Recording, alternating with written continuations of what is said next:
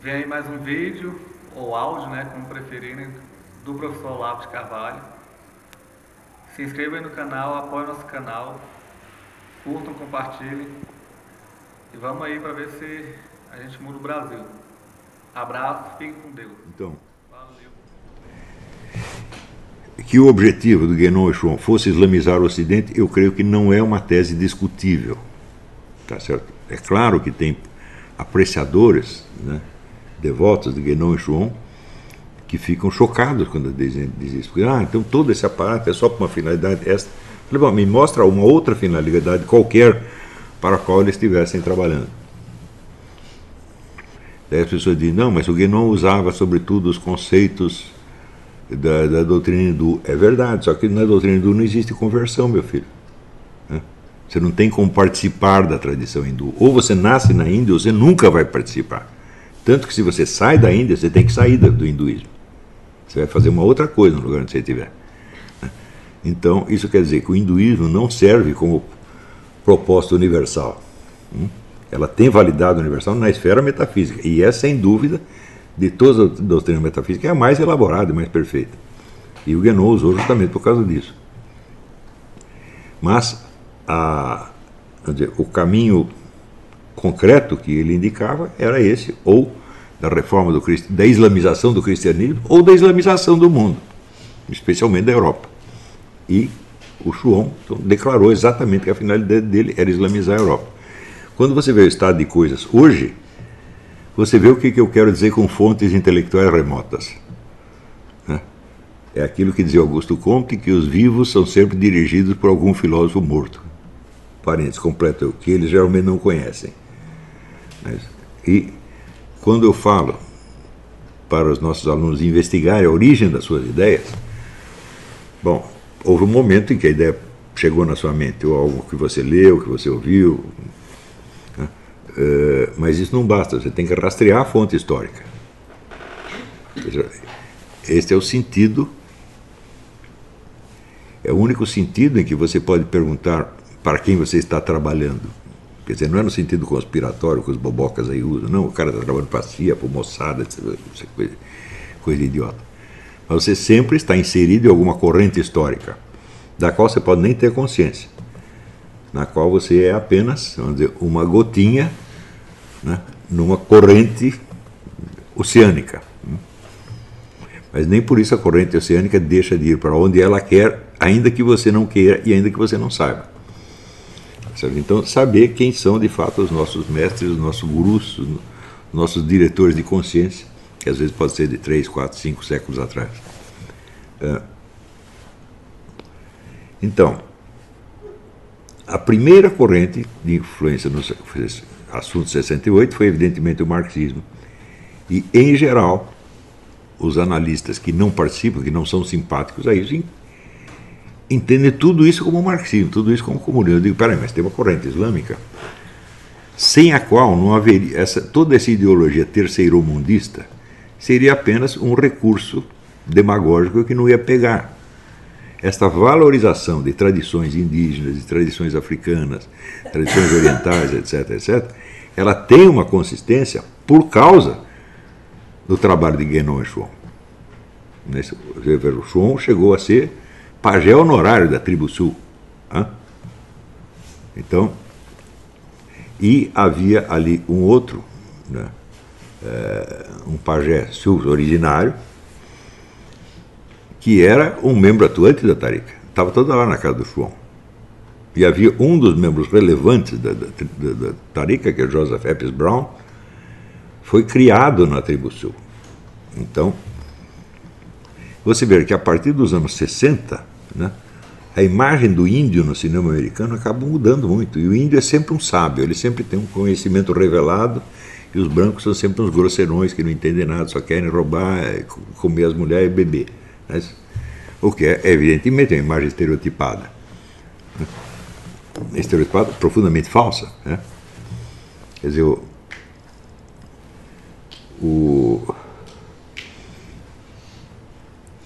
e a influência, vamos dizer, o enobrecimento dessa imagem do índio, ela reflete, a longo prazo, o trabalho do René Guénon.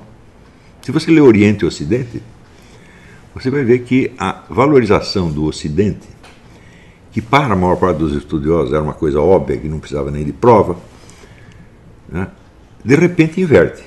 E o Oriente passa a ser a origem de tudo que é nobre, alto, espiritual, etc, etc. Ora, lê o começo do livro do Max Weber, A Ética Protestante e o Espírito do Capitalismo, cuja tese central está errada, né? A tese dele sobre o protestantismo está errada, mas ele começa com uma verificação que parece óbvia para todo mundo. Ele diz, somente o Ocidente criou valores universais. E quando ele disse isso, ninguém ficou assustado. Se ele escrevesse isso hoje, não apenas suscitaria escândalo, mas ele poderia ser processado por racismo por ter dito isso. Veja quanta coisa mudou em menos de 100 anos. Né? E, quer dizer, a tese fundamental do Guénon, quer dizer, que o Oriente é a verdadeira fonte de toda a luz e o Ocidente é apenas um desvio, uma deformidade que tem que ser eliminada, né? Ela se tornou totalmente vitoriosa. Então, quantas pessoas são guénonianas sem saber? Se você perguntar de onde saiu esta ideia, que na minha cabeça me parece óbvia, vai rastreando. É que eu fui o primeiro que disse. E como é que isso começou a se disseminar? Se você vê, por exemplo, o Guénon, quando ele pela primeira vez teve um contato com uma instituição universitária, a conferência que ele fez sobre a metafísica oriental na Sorbonne, acho que tinha 30 pessoas na plateia, não mais do que isso. Hoje em dia, todos os departamentos de ciências religiosas, de praticamente todas as universidades europeias, são 100% ocupadas por discípulos diretos ou indiretos do René Guénon. Então, aí se você vê a força do poder intelectual, um negócio abismante, abismante. Ele só tem a característica de que ele é um poder que se exerce a longo prazo e que não pode ser controlado pessoalmente pelo seu detentor. Ele só pode lançar uma inspiração e isso aí se dissemina. Quer dizer que aquele que é intelectualmente mais ativo, mais criador, ele tem um poder sobre os outros. Os outros vão fazer o que ele está dizendo. Se ele estiver errado, bom, os outros vai todo mundo errar junto com ele. Então, evidentemente, é um poder muito diferente dos dois outros poderes existentes, que é o poder do dinheiro e o poder das armas. Né? Quer dizer, o mais imediato e o mais facilmente reconhecível é a violência física. Se o sujeito te pega, te põe na cadeia, te enche de porradas, você está entendendo que ele está exercendo um poder sobre você. O poder do dinheiro já é mais sutil. Né? Porque o dinheiro não pode te impor um malefício, só pode te sonegar um benefício. Então, para você perceber o que perdeu, pode levar mais algum tempo. Não é isso? Então, para uma crise econômica, bom, afeta todas as pessoas, mas não afeta todas na mesma hora. E, sobretudo, os mais pobres são os últimos a perceber. Os mais prejudicados são os últimos a perceber. Né? O sujeito que tem, por exemplo, ações na Bolsa de Valores, e todas as suas ações despencaram, bom, ele pode pular do 20º andar do prédio na mesma hora, porque ele sabe que ele se ferrou. Tá certo? Eu digo, mas e os empregados das firminhas que ele indiretamente subsidia vão demorar 20 anos para perceber o que aconteceu. E o poder intelectual ele é de mais longo prazo ainda. Então, isso vai pelos métodos círculos concêntricos. Quer dizer, primeiro o sujeito fala para um grupo de pessoas altissimamente qualificadas. Por exemplo, a turma não tem ideia do nível intelectual dos discípulos imediatos do João. Eu tenho, porque eu vi. Tá certo? Se você pegasse qualquer ministério de qualquer país do mundo, era um bando de crianças comparado com esse. É um camarada que tem uma elevadíssima consciência dos movimentos históricos, para onde as coisas vão, e controlam isso na medida do possível. Agora é um controle sutil e de longo prazo. Né? É curioso que nos anos 70, 80, quando os países árabes subiram o preço do petróleo, e isso teve consequências devastadoras no mundo inteiro, sobretudo no Brasil, foi o fim do chamado milagre brasileiro, estava todo mundo ganhando dinheiro, de repente os caras subiram o preço do petróleo, e o Geisel teve que chegar, acabou a festa, né? Agora tem que apertar os cintos. Isso tudo foi atribuído a um ministro da Arábia Saudita, que se diziam que, na época, seu claro, saiu em toda a imprensa, que ele era guiado por considerações astrológicas. De certo isso era verdade, mas de certo não eram só astrológicas. É claro que o homem era um membro da Tariqa, de alguma Tariqa, e que tinha conhecimentos sobre o que o Guénon chama o processo de difusão das ideias. Ele sabia o que estava fazendo. E, claro, o Guénon também sabia. Ele diz literalmente o seguinte: o processo de difusão das ideias obedece a leis rigorosas e, portanto, pode ser controlado. Ele próprio é um exemplo disso.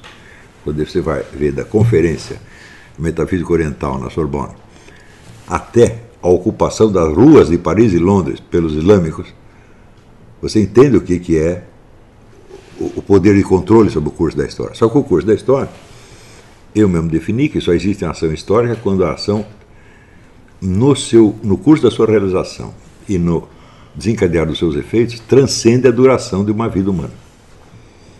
Portanto, ele sempre se exerce para além da vida do seu detentor inicial. Não precisa dizer que a maior parte dos historiadores não tem ideia disso. Eles começam a pegar, por exemplo, no livro do James Billington, ele fala de correntes de significado que atravessam gerações e vão gerando consequências. Bom, isso já é uma pista. Você, estudando as correntes de significado, você pode remontar até uma origem, mas, em geral, os historiadores tendem a pensar que isso foi, vamos dizer, uma espécie de um acúmulo de coincidência, de afinidades naturais, né? E não investiga se o primeiro sujeito que lançou a ideia ele tinha um controle do conjunto ou não. No caso do Guénon, é óbvio que tinha. Assim como, no caso de Karl Marx, ele tinha, vamos dizer, um controle parcial. Quer dizer, alguns mecanismos reais da história ele entendeu e botou em movimento, né? Eu mesmo explico na primeira parte desse livro por que a coisa, em vez de dar o resultado que ele anunciou, deu outro resultado, que no fundo ele sabia, mas que não faz parte da imagem pública do marxismo, né? E, finalmente, você tem, vamos dizer, uma terceira série de fontes que está ligada, vamos dizer, ao materialismo científico não marxista. Então, a corrente filosofia analítica, Bertrand Russell, Wittgenstein e similares, tá certo? Esta corrente geralmente aparece como uma alternativa burguesa ao marxismo. Você vê, no caso brasileiro, foi notável o que aconteceu com o professor José Arthur Gianotti, que, ao se desligar do marxismo, ele procurou o quê? Uma alternativa materialista ao marxismo, e a encontrou na filosofia analítica. A filosofia analítica é herdeira do positivismo, que é a corrente revolucionária propriamente capitalista, tecnocrática, né? Que é, ao mesmo tempo, concorrente do marxismo, tá certo? Até certo ponto é um antagonista, mas comunga com o marxismo o desejo de realizar aquilo que o Antônio Gramsci chamava terrestrialização absoluta do pensamento, ou seja, suprimir a vida espiritual completamente e criar uma sociedade que possa ser totalmente administrada por uma elite de capitalistas, tecnocratas e políticos e revolucionários. Então, isso quer dizer que nas origens remotas de 1968 e no desenrolar subsequente da situação, você vê a demonstração mais clara da tese dos três poderes globalistas que eu anunciei no debate com o professor Dugin. Se você rastreia cada uma dessas, né, ou você vai encontrar o islamismo por trás, e por trás do islamismo todo o orientalismo, né, todo o estudo de tradições primitivas, essa coisa toda, incluindo o Mircea Eliade. Né. O Mircea Eliade era um discípulo do Guénon, só que, segundo os alunos dele me contaram, ele dizia assim: você tem que estudar tudo do René Guénon, mas não citá-lo jamais. O que já mostra que boa bisca que era o Mircea Eliade. Né? Então, o que não quer dizer que não fosse um profundo conhecedor da coisa. Né? Então, você rastreando a origem, você vê que são três tendências nítidas. Você tem um esquema russo-chinês marxista, que está em atuação ainda e hoje em dia está intensificando através da China. Você tem a corrente islâmica que já está quase vencedora, e você tem uma corrente globalista capitalista que visa a criar a sociedade administrada. Quando criar a sociedade administrada, que já está sendo criada na nossa cara, certo? Que é onde ainda existe economia privada, mas apenas para certos grupos privilegiados, são os amigos do rei, né? E são poderosos demais para que o Estado tente dominá-los, então faz uma parceria.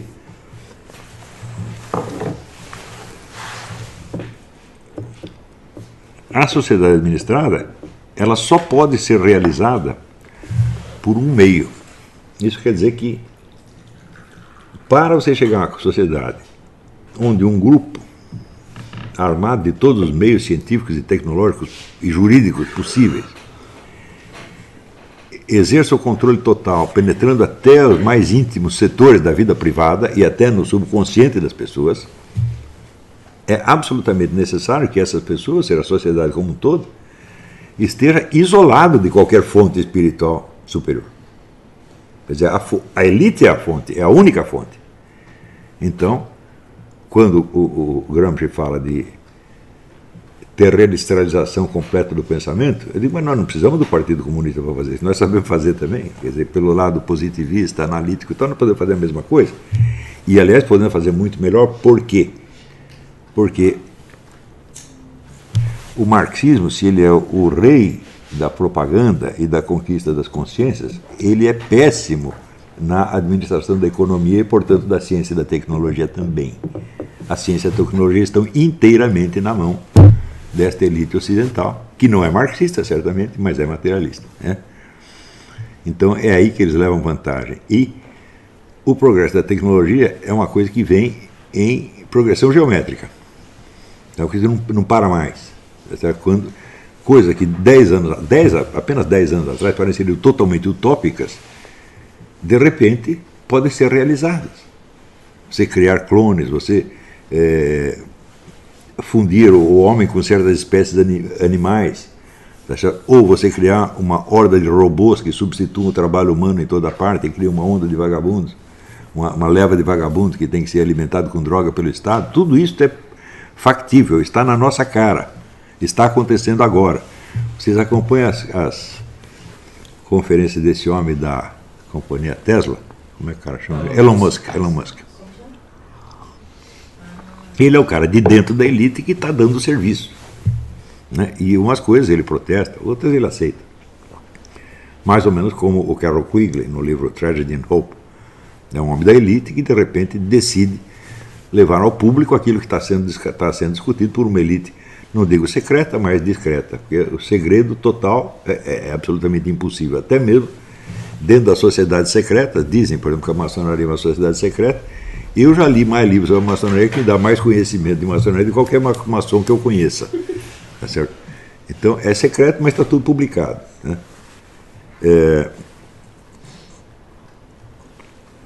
Então, isso aí é outra... É uma coisa que se reflete naquele famoso adágio, o segredo se protege a si mesmo. Ele se protege simplesmente porque ele é muito complicado e as pessoas têm preguiça de estudar e verificar e às vezes são covardes demais para admitir que certas coisas estão acontecendo. Então, de certo modo, não é o segredo que se protege a si mesmo, é a burrice dos outros que protege o segredo. Então, o segredo total não funciona, mas a descrição funciona perfeitamente bem. Né? Existe até aquele famoso discurso do David Rockefeller agradecendo aos representantes da imprensa pela descrição com que estavam tratando esse assunto. Ele disse, se você não tivesse ficado quieto, nós não teríamos conseguido fazer isso, mais isso, mais isso, mais isso. Ou seja, é uma confissão pública, né, de que há um segredo. E mesmo assim o segredo continua inacessível à maior parte das pessoas. Então nós temos claramente essas três fontes e elas estão em disputa.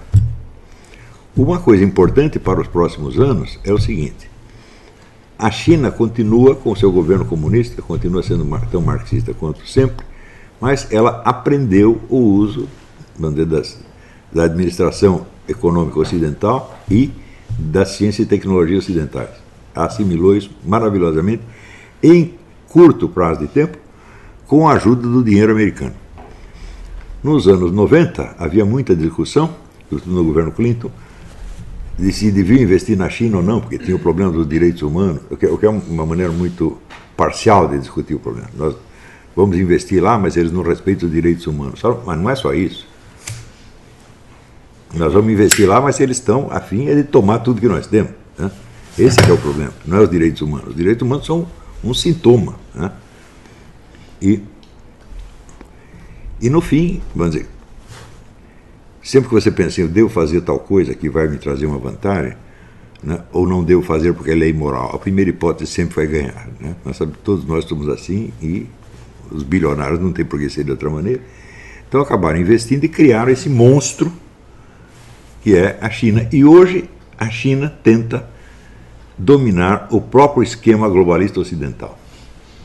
Nós não sabemos o que vai dar disso aí, mas com certeza este é o fator predominante que vai influenciar as nossas vidas pelas décadas. O fracasso da China nesse empreendimento dá um resultado e o sucesso vai dar outro. Eu não sei o que vai dar. Mas o problema dos 3 grupos globalistas, 3 esquemas globalistas, continua na ordem do dia, é ele que decide tudo. O Malachi Martin, no livro As Chaves desse Sangue, The Keys of This Blood, ele coloca a Igreja Católica como uma das forças globais. Ela não é. Né? Ela não tem nenhuma iniciativa própria. Tudo o que acontece dentro da Igreja é determinado ou pela elite globalista ou pelo movimento comunista, tá certo? E contra isso existem apenas grupos tradicionalistas absolutamente impotentes, ressentidos e que acabam ficando paranoicos. Então, tanto isolamento, a gente começa a ficar maluco. E, por exemplo, esse negócio de você enxergar o comunismo em toda parte, isso é um absurdo, quando você está vendo 3 forças heterogêneas, né, agindo ali, as 3 contra o cristianismo, contra toda forma de cristianismo. O protestantismo um pouco menos, porque há uma certa boa convivência, pelo menos nos Estados Unidos, entre protestantismo e maçonaria. Então, a coisa não se volta tão diretamente contra o protestantismo, mas também, em última análise, ele também vai para o brejo. Então, são 3 forças, as 3 profundamente anticristãs, e sobretudo anticatólicas, mas que, sendo heterogêneas, agem de maneiras diferentes. Tá certo? E, se você pensar um pouco, a situação no Ocidente não é tão ruim para os cristãos quanto é no mundo islâmico ou no mundo comunista. É um pouco melhor. Aqui você não tem matança de cristãos. Mas você tem cada vez mais um cerceamento e um boicote. E, evidentemente, um genocídio cultural. Eu acho que já podemos classificar isso como genocídio cultural, que precede, evidentemente, o genocídio stricto sensu. Tá certo? Então, é uma aliança mundial anticristã, entre os 3. Eles estão concordes neste ponto. Precisa tirar isso do caminho. Se é para implantar a ditadura universal do Partido Comunista, se é para implantar a sociedade administrada, se é para implantar o califado universal, bom, a isso vamos decidir depois. Quer dizer, afastar do cristianismo do páreo, daí os 3 vão ter que decidir quem é que manda. E isto vai ser... Bom, isso aí já é uma guerra de dimensões cósmicas, né? E se você perguntar o que vai ser de nós no meio disso, eu não tenho a menor ideia, mas eu sei que se nós nem entendemos o que está acontecendo, então nós vamos ser como aquela cena do Corão, em que as formiguinhas veem se aproximar os exércitos de Alexandre o Grande, tremendo o solo, milhões de cavalos e carroças e aparatos bélicos, e elas veem o mundo tremer e dizem, vamos esconder aqui, vamos entrar embaixo da terra. As formiguinhas entram embaixo da terra. Então, bom,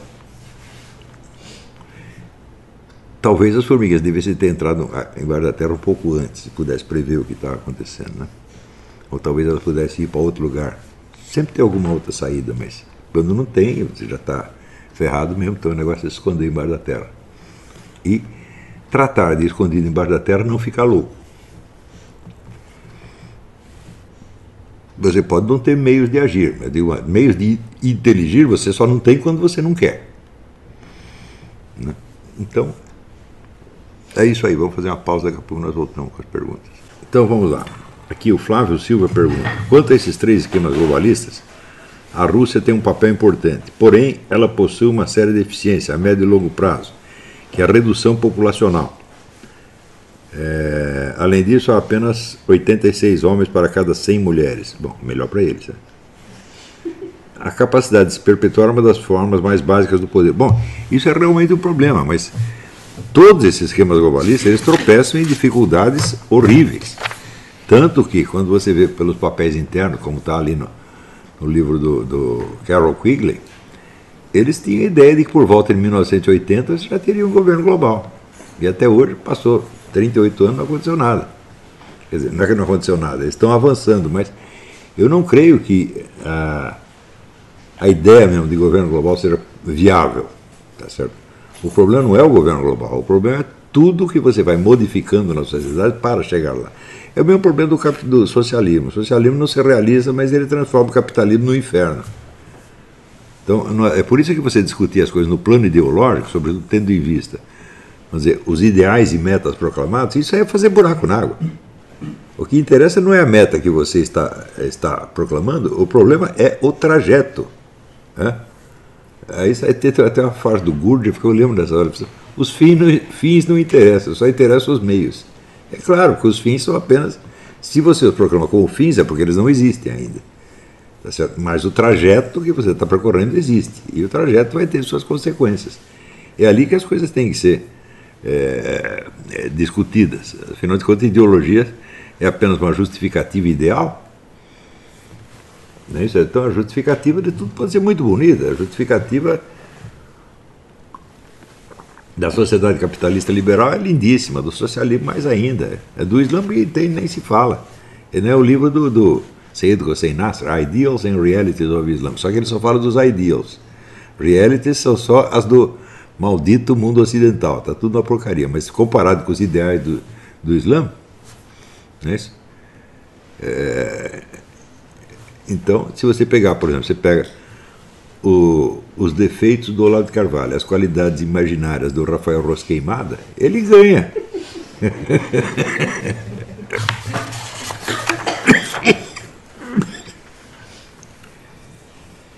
Aqui, Francinei.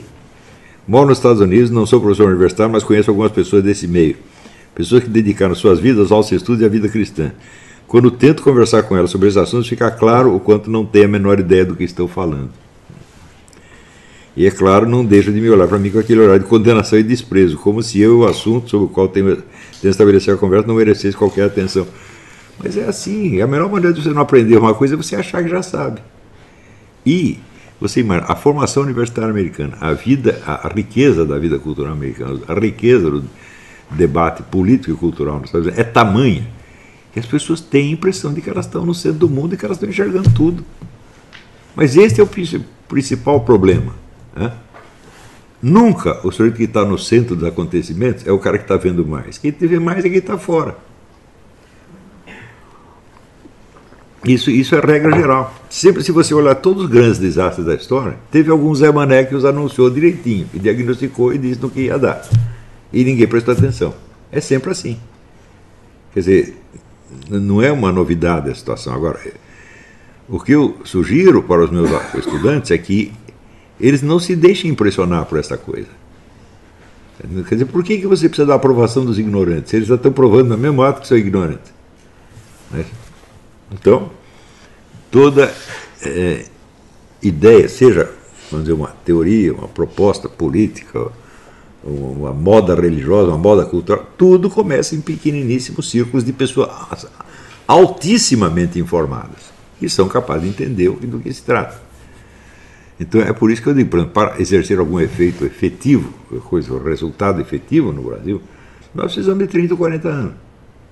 Se for possível isso, eu não sei se é possível, porque eu não pergunto se as coisas vão dar certo, eu pergunto o que é o certo fazer. Se vai dar certo ou não, sobretudo coisas de longo prazo que escapam completamente da minha possibilidade de controle, isso é Deus que vai decidir, não sou eu. Não tem aquele ditado, o homem põe e Deus dispõe. Você faz o que você quer, se você quer, Deus dá lá um jeito que a coisa funciona ou não funciona.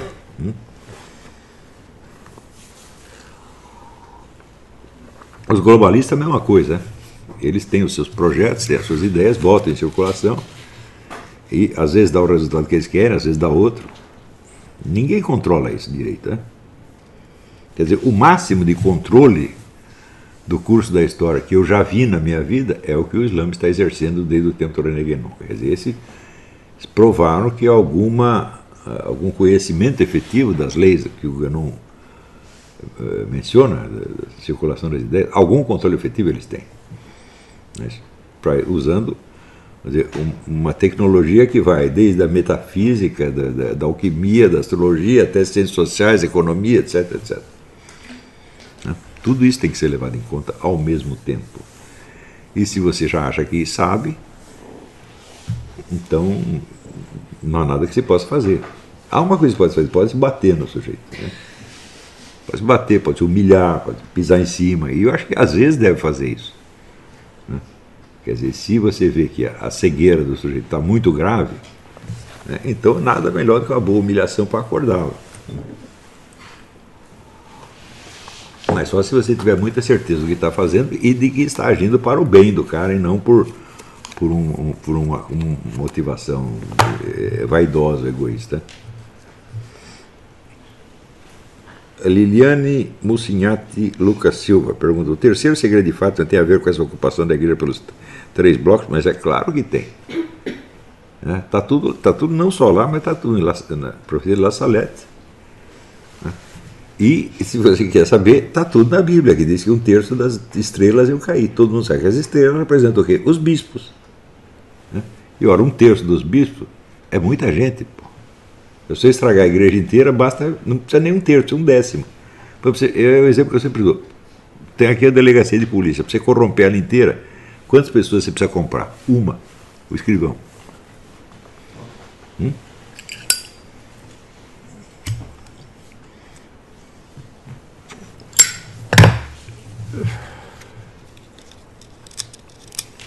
Bom, agora tem aqui uma pergunta da Ana, que está aqui presente. Ela diz: se a elite globalista incentiva a formação de uma classe de desqualificados, quer dizer, substituindo o trabalho humano pelo trabalho dos robôs, desqualificados, doentes e vagabundos, isso não iria representar um tiro no pé na mesma economia que eles criaram? Sim, você precisa do consumidor. Por que você acha que eles há anos colocaram em circulação essa ideia do salário vitalício? Quando nós levantamos uma pergunta, eles já levantaram com 30 ou 40 anos de antecedência e já estão especulando arranjos que tem que fazer para remediar o negócio. Então, quando aparece no Brasil o Eduardo Suplicy falando do salário vitalício, você pensa que saiu da cabeça dele? Da cabeça dele não tem nada, porque não pode sair nada. Alguém botou isso lá e ele comprou. Isso é a vida inteira dele, né? Então você pega um político do terceiro mundo, a vida inteira dele é uma vírgula no discurso globalista. Se isso vai resolver ou não, eu falei, eu não sei. Imagina a quantidade de cálculos que você precisaria para fazer para você conceber e completar uma espécie de economia circuito fechado. Né? Você imagina, por exemplo, nós temos um comércio internacional. Existe a Organização Mundial do Comércio que não controla, mas regulamenta isso. Tá certo? E se ela controlasse efetivamente? Então você teria uma economia planetária em circuito fechado. Exatamente como um ecossistema inteiro. Rafael pergunta: professor, dentro do enorme poder desses 3 lados, será que só nos resta seguir os mandamentos na medida do possível e esperar a volta do Cristo? Eu digo, bom, você pode esperar, mas acontece o seguinte: você não pode pedir para Deus fazer aquilo que Deus pediu para você fazer. Não é isso? Então eu acho que a obrigação de tentar entender o que está acontecendo, todos nós temos. Só uma parte ínfima dos seres humanos atende essa obrigação e os outros se contentam com o quê? Com aquilo que eu expliquei nesse curso essa semana, mas que eu também já mencionei no COF, que é os símbolos da razão. A sua razão tem um limite, então dali para dentro você seleciona um símbolo da razão, o qual depois será o bode expiatório de todas as culpas e tudo que der errado. Pode fazer isso? Até certo ponto, pode. Né? O próprio Jesus Cristo se ofereceu para ser o bode expiatório. Né? Quer dizer, eu vou pagar, vocês não vão conseguir pagar, então veio eu e pago. Né?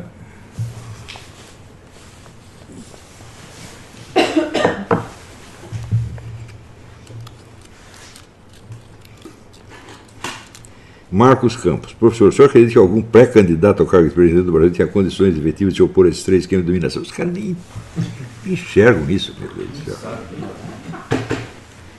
Que sabe um pouquinho, né? Foi porque ouviu falar, né?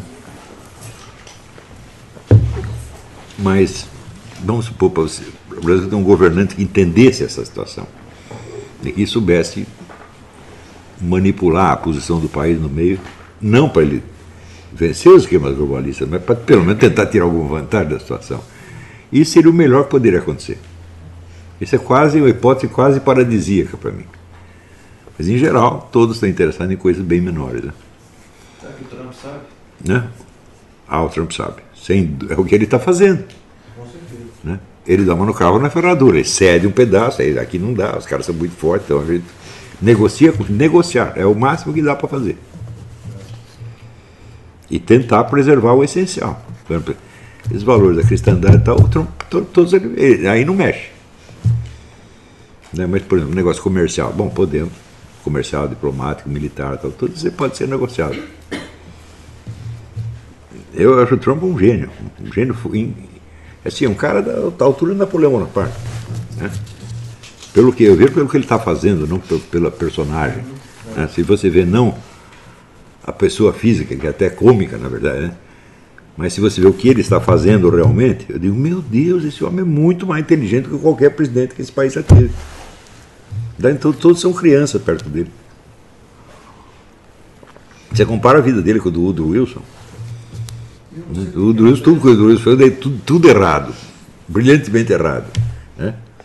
Então, bom, o Trump num ano ele já fez um monte de coisa que deu certo e que não dava para fazer.